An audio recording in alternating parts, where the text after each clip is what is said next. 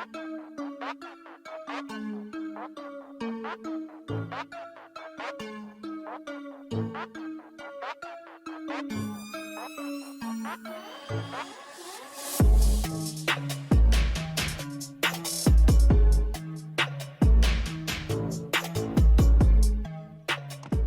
is a much nicer day out here today than it was the other day. Same temperature, but sun. And yeah, we're gonna whack them. I've got a feeling that we are gonna clobber them today. Now, I could be wrong. There are plenty of times that I have been.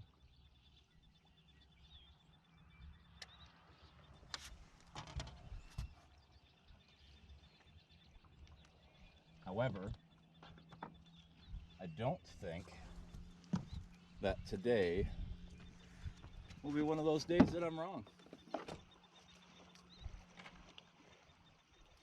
We're going to replace this crankbait with one that has hooks. That one doesn't.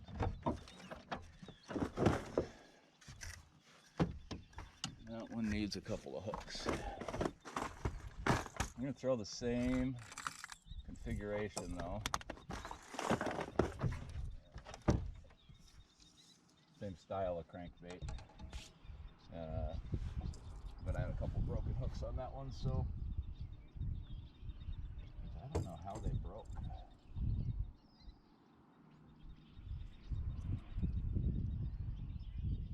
We're gonna throw some bigger swim baits today too, I think.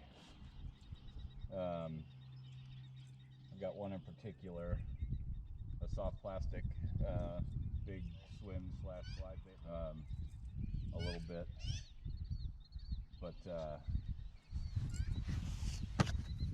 you know, we're gonna start off throwing a Fritz side and red craw, hot craw, whatever color it is,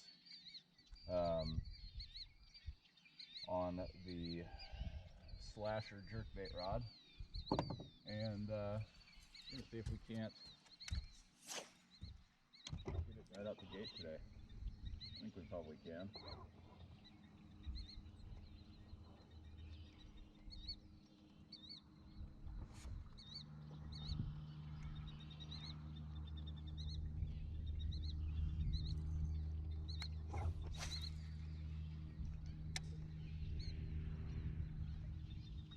This is just such a great combo paired up, this slasher with this Lews reel. Really does a solid job. Smooth casting. This rod's got, you know, enough tip to allow them to really take in the square bill with all those trebles on it, but enough backbone to keep them pinned without ripping it out. And it's such a versatile rod. You can throw a lot of stuff on this. You know, I'll throw bigger square bills on it, not just this little stuff. Swim baits, the big Magnum Nico,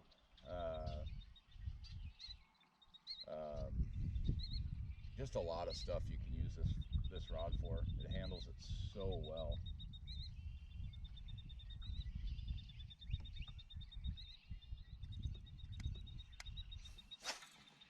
I mean, it really shines with a jerkbait and a small square bill like this, but does well with swim baits too. So not going to get a lot of wind today. We'll have a little bit of a breeze, which is fine, but we're not going to have a, you know, 10-12 mile an hour winds like we did the last time we were out here, which is fine. But when it's cold, it's kind of makes it, because I know the potential is there. But there's a little fisher. Little fishers come out in the fall quite a bit in the mornings, nice and cool. You get out and run around, waste less energy. What I'm throwing at is all these little outlying rocks, submerged rocks that are near the surface. They hang around on that stuff, you know, waiting to ambush. We're gonna fish a lot of riprap today. But we'll kind of throw this. We'll throw a spinnerbait around a little bit, probably at some point today. Chatterbait maybe on some of these rocky flats, just let it bang around a little bit. Try some different stuff. It'd be fun. Really shallow in the middle. It's just full of boulders. And so I take the crankbait, throw it in there, and just bring it across it real slow, bump the rocks and kill it. Oftentimes if they're sitting in there, they'll grab it when it pauses like that. But if you don't want to get hung up, when you feel it hit the rock, just kill it a little bit.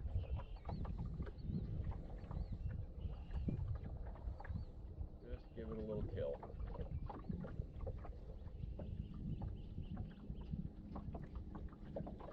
Try and stick it in places where, you know, the average fisherman probably won't. If you can get it in between the crack of a rock,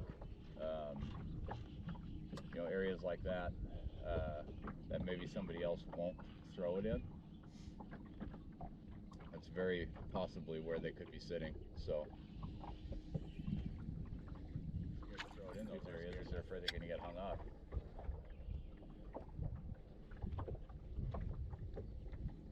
So they're leaving fish for you. You got to capitalize on it though. That's your job. I enjoy mornings like this. You know, nice light breeze,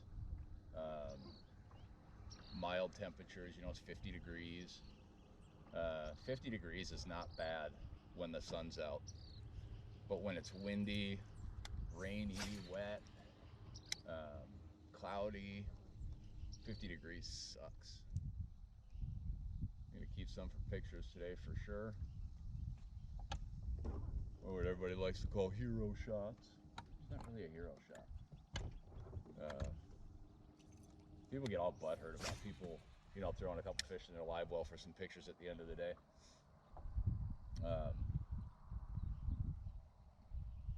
To them I say, lighten up, guys. Fish. Take proper care. It's not gonna hurt them.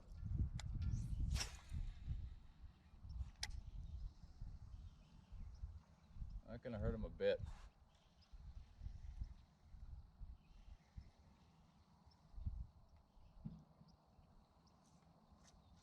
I always get hung up on that one rock right there.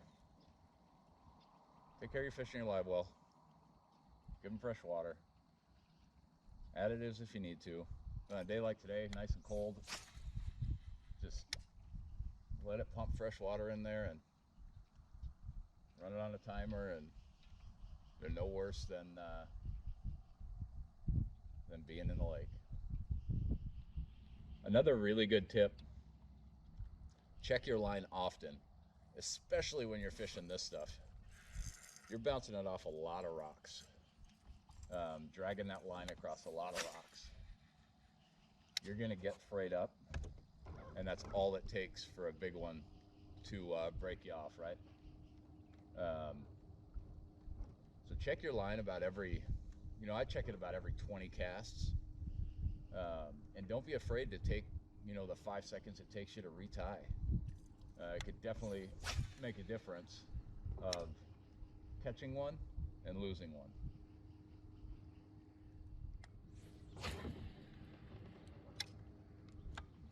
These spots are often key. You get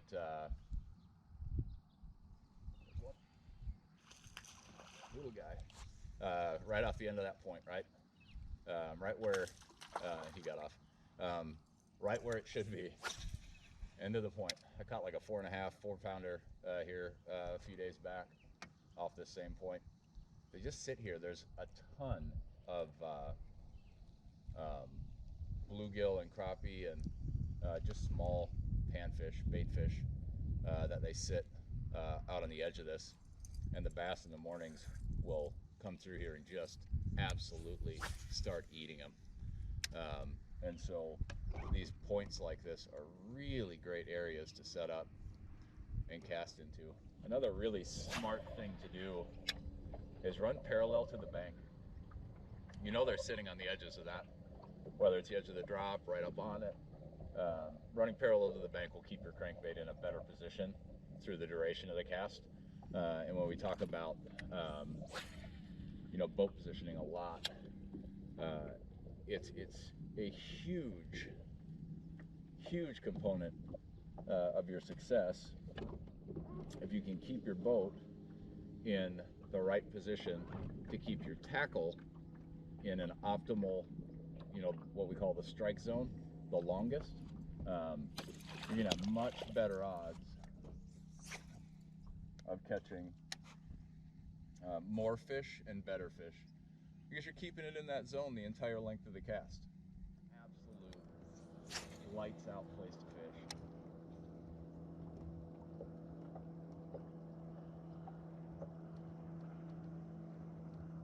Not seeing much on the old Panoptics right now.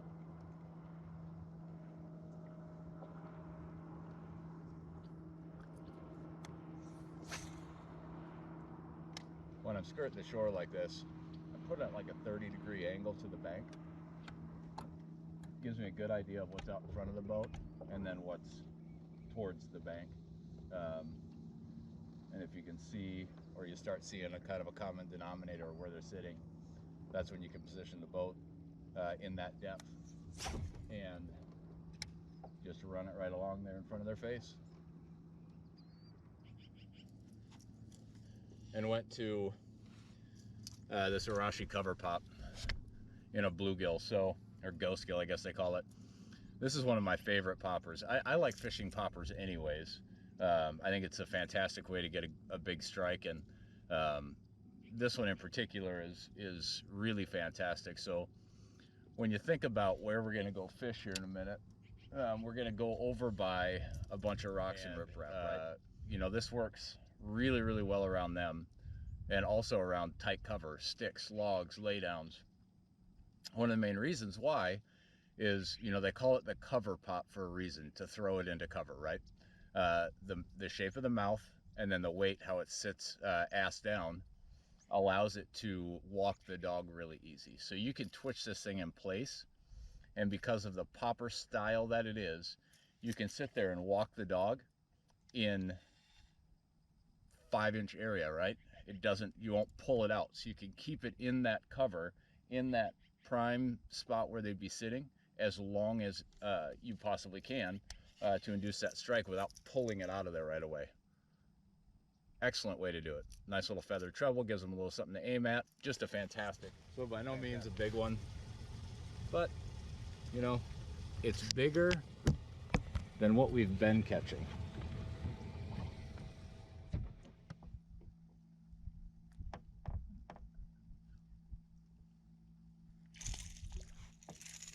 Little smallmouth.